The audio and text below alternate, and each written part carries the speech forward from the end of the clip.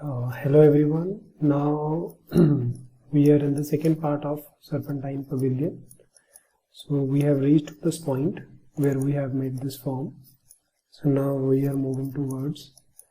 So now we need to make these kind of boxes basically on Grasshopper. So I'm just deleting these all parts. So for the ease of it, I'm just selecting this form and I'm moving it from this point to this point.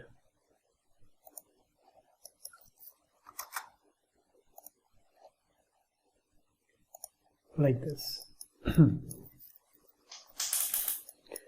So basically now we have this form. So what you need to do is, I'm just giving an introduction first. So what we are trying to do is that we have this rectangular frame here, which is this thing. So in Grasshopper we need to create a rectangular grid first in a rectangular plane, and then we will apply or we will project this rectangular grid to our surface. But before that, I just highlight here that in what format these boxes are. So if you see it in a detail, that these boxes are alternative. So if you have box here, so you don't have box adjacent to it, right or left, or top or bottom. So similarly, if you see here, so you will not have boxes alternatively. So basically we have to remove every adjacent box. So grid has to be designed in such a way that it eliminates every adjacent box. So first we will make a normal kind of a grid in Grasshopper. So first we will type Grasshopper and then we will type the rectangular grid. This is the option. This is the rectangular grid option, and this P means the plane. So we are going to make it in YZ plane. So I'm taking YZ plane. So this is our plane. So I'm putting this plane to my rectangular grid. So now my rectangular grid is on YZ plane. For ease of it, I'm just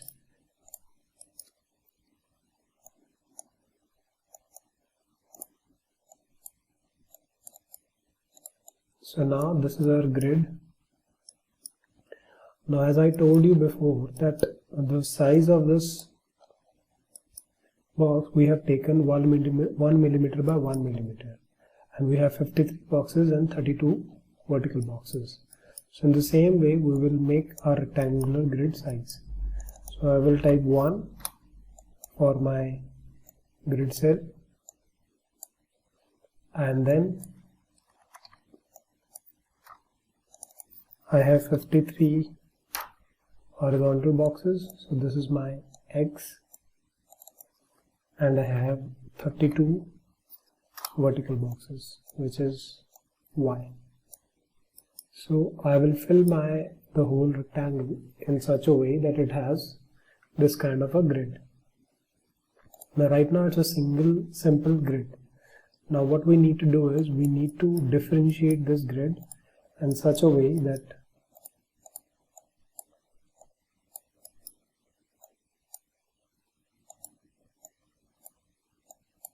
right now it is containing the rectangles per group.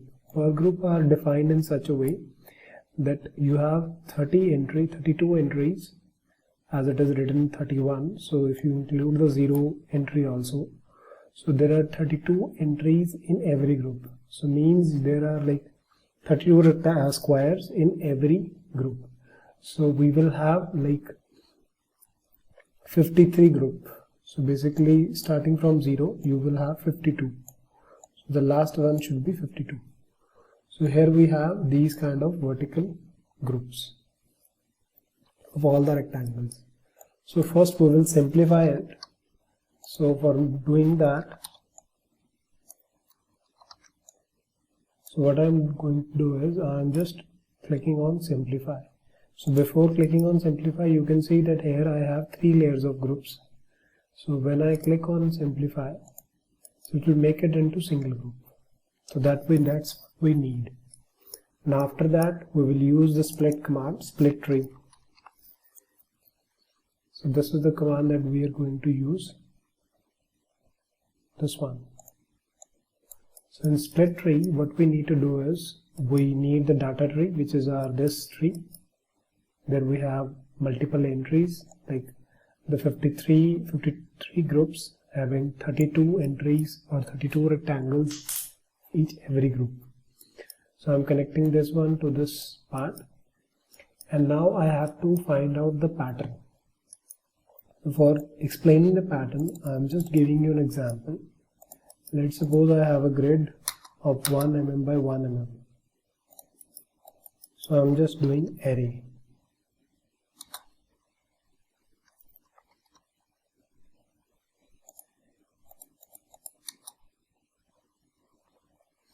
Let's suppose I have 20 elements in X direction and 20 elements in Y direction. So these are my elements. So now just imagine, now if this is my group of like 32 elements, so I have 53 elements in X direction and 32 elements in Y direction in every group. So my first group is these elements, and the second group is these elements, and third group is this one elements. Now for making this kind of a grid, as you can see here, I have to select this rectangle and then this rectangle and then this rectangle and so on, and similarly I have to select these ones. So I need to make a pattern in such a way that I can select all these kind of rectangles. So for making that, what I'm trying to do is I'm making a script. So I'm just typing my group 0, 2, so on.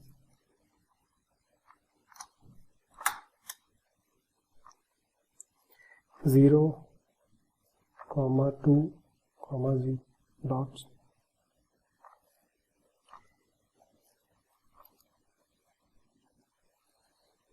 And similarly I will do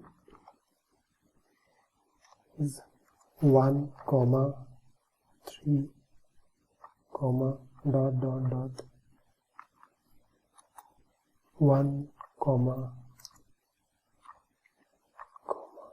3, dot dot dot.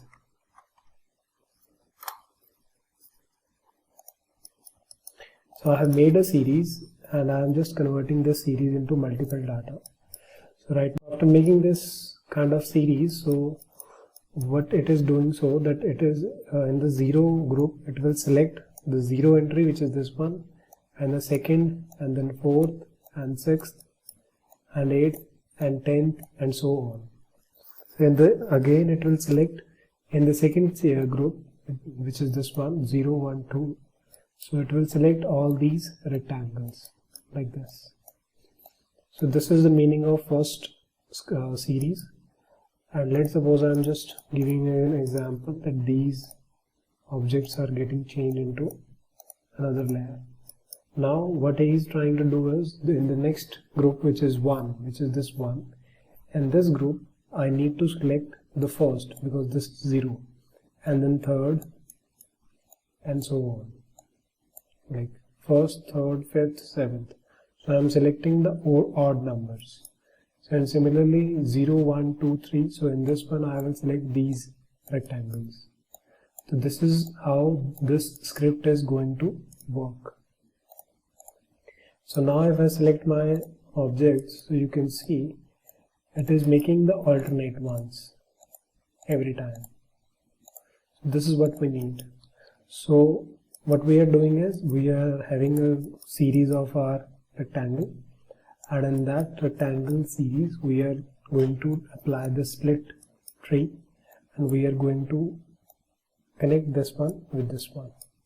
So now you can see which I am getting the output data. So this is the positive value and this is the negative value. So it will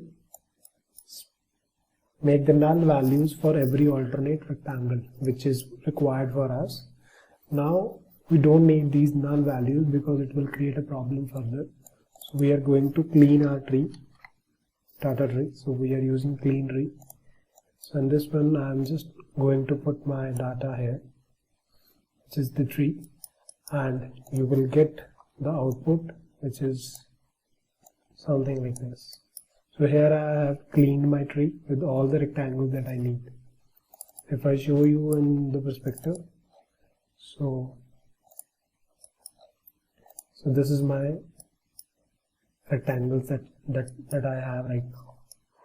Now after cleaning the tree, so basically I have all of my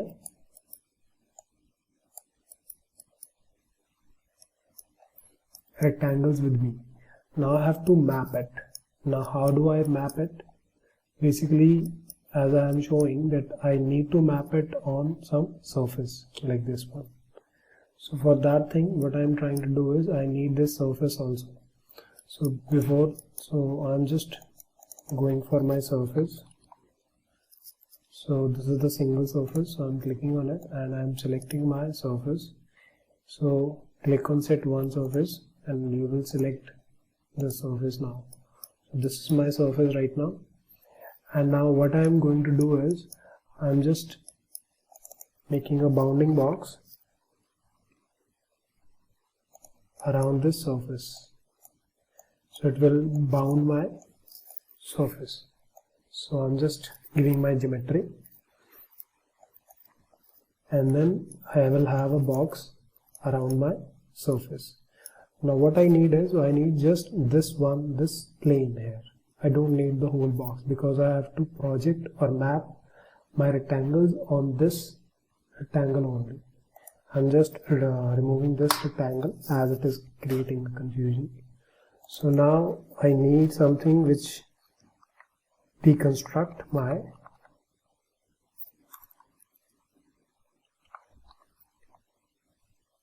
breadth.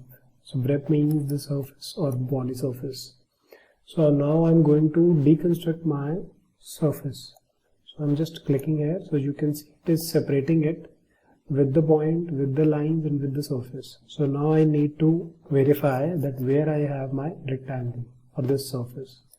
So for doing so, I am again clicking on this panel. So in this, here you will have faces, and here you will have edges, and here you will have vertices. So it is already separating it, and this one having faces. So I have like 6 untrimmed surfaces. So I need to find out this one from that. So that's why I'm using the list item. This is the list item. So I'm connecting my faces to list item, and I will click on the number slider. So I'm just clicking on the 2 part, and then I'm just connecting it here. Right now it has a 0 value, so which is this one, but I need this one. So I'm connecting my number slider with index value, so it will tell me which. So right now it is selecting this one, but I don't need this one, I need this one. So I'm just trying to see which value it needs. So on one value it is going to be this one. So this surface I need. So I have selected the right surface now. Now what I need to do is I have to map this. So now I don't need this one, so I'm just making the preview of bounding box also. So I have this item. So now I have to map my rectangle which I have made on this surface. So for doing that, what I need to do is I have to flatten my tree first. So I'm flattening my tree from here, and then I am using the bounding box again.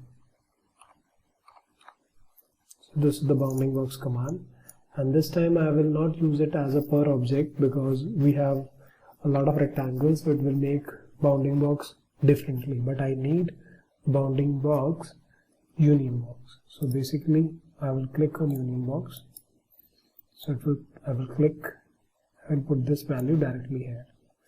So as you can see that after flattening the tree, if I flatten the tree, what will happen is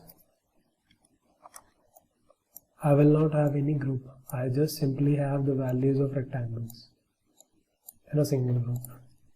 So basically now I have my bounding box for each and every rectangle. Now furthermore I have to map this, so we are going to the map to surface. This is the tool, and then first I will put my clean tree rectangles directly to the curve to map. So the curve which I want to map, and then I need base surface for initial coordinate space, so that will be provided by this bounding box. So I'm just connecting. So here I have two values, bounding box in orientation plane coordinates and align bounding box in world coordinates. So I need this one, so I'm just directly connecting it with this source, and then I need the final thing, which is this target, so which is this item. So I'm just connecting it, so you can see all the rectangles are coming on this one. So I have all the rectangles, alternative rectangles, mapped to this surface.